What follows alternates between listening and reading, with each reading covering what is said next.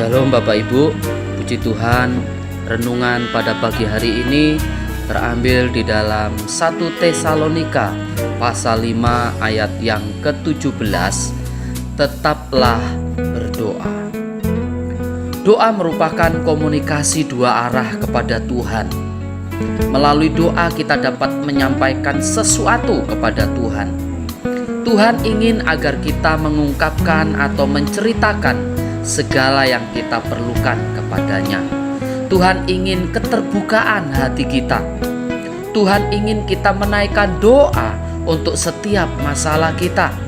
Melalui ayat yang singkat ini, Rasul Paulus memberikan nasihat kepada jemaat di Tesalonika untuk tetap berdoa.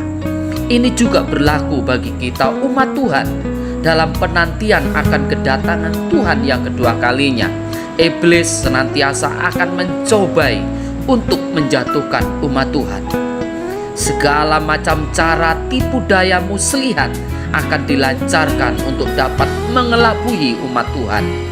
Dengan segala kemajuan teknologi dunia ini pun, iblis juga dengan gencarnya melancarkan serangan. Banyak kenikmatan dunia yang ditawarkan kepada manusia saat ini. Mulai dari barang-barang konsumtif, harta kekayaan, fasilitas-fasilitas kenyamanan, bahkan sampai kepada dunia gemerlap yang penuh dengan godaan.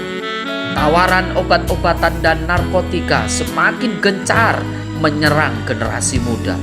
Bahkan era informasi tiada batas melalui internet juga menyerang anak-anak muda dengan segala informasi yang berbau negatif.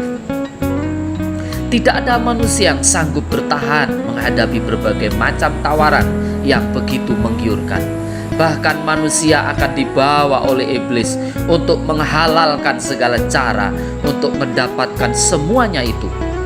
Hanya ada satu cara untuk dapat menangkis semua godaan itu, yaitu dengan berdoa.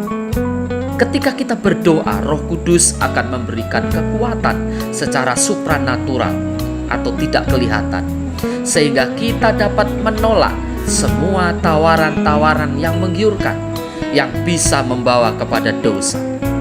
Kita akan diberikan kemenangan atas setiap pencobaan-pencobaan yang kita alami. Supaya waktu yang sisa, jangan kamu pergunakan menurut keinginan manusia, tetapi menurut kehendak Allah. Sebab tidak cukup banyak waktu kamu pergunakan untuk melakukan kehendak orang-orang yang tidak mengenal Allah. Kita telah hidup dalam rupa-rupa hawa nafsu, keinginan, kemabukan, pesta pora, perjamuan, minum, dan penyembahan berhala yang terlarang. Bapak, Ibu, Saudara sekalian, kedatangan Tuhan yang kedua kalinya sudahlah dekat.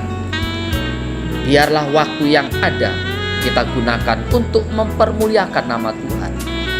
Segala harta kekayaan yang kita miliki, kemudahan, fasilitas yang kita dapatkan, hingga kemajuan teknologi yang ada, pakailah semua itu untuk memperluas kerajaan Allah. Gunakan segala yang ada untuk hal-hal yang positif dan berkenan di hadapan Tuhan. Dan tetaplah berdoa agar kita diberi kekuatan supaya pada akhirnya kita kedapatan tak bercacat dan bercela di hadapan Tuhan pada waktunya. Marilah kita terus berdoa untuk pergumulan yang kita alami. Apapun yang menjadi doa-doa kita harus terus kita naikkan sampai kita menerima jawabannya. Jangan menyerah di tengah jalan. Kita tidak tahu kapan waktunya, tetapi yang pasti Tuhan tahu waktu yang terbaik bagi kita. Raih jawaban doa melalui doa yang berkesinambungan dan tak henti-hentinya. Tuhan tidak pernah lalai menepati janji-Nya. Setiap doa yang kita naikkan pasti Tuhan jawab. Hanya tinggal masalah waktu saja yang menentukan kapan doa-doa kita dijawab. Jawaban doa pasti Dia berikan bagi kita yang membuka hati dan setia.